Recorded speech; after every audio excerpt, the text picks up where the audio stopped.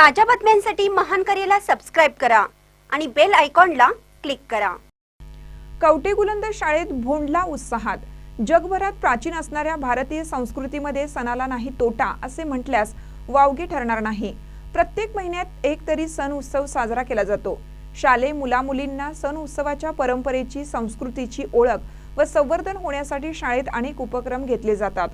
यात जाणीवेने कुमार विद्या मंदिर कवटेगुलंद गाव या शाळेच्या विषय शिक्षिका सविता उपाध्ये आलासे यांनी भोंडल्याचा उपक्रमाचं आयोजन केलं।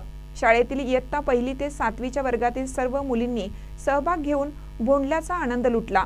या प्रसंगी मुख्याध्यापिका सुनंदा येळगुडे, अध्यापिका वैशाली आवटी, शीलप्रभा माळी उपस्थित होत्या। भोंडला सणाविषयी माहिती देताना म्हणाले की नवरात्रीमध्ये रोज भोंडला खेळला जातो। हस्त नक्षत्र असल्याने पाटावर हत्तीचं चित्र काढलं जातं अथवा ठेवले जाते। परिसरातील मुली एकत्र येतात, हातात हात धरून पाटाभोवती फेर धरतात। त्याची पूजा म्हणजे त्यास हळदी कुंकू, एखादे फूल वाहिलं जातं।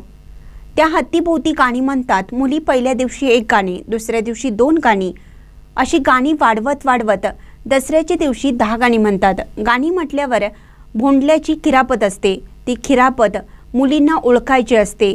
खिरापत ओळखणं हा मोठा आनंदाचा, गमतीचा, खेळकर प्रकार असतो। ऐलमा पैलमा गणेश देवा या गाण्याने याची सुरुवात केली जाते। माझा भोंडला संपला किंवा करा हातक्याची बोळवण या गाण्याने भोंडल्याची सांगता होते।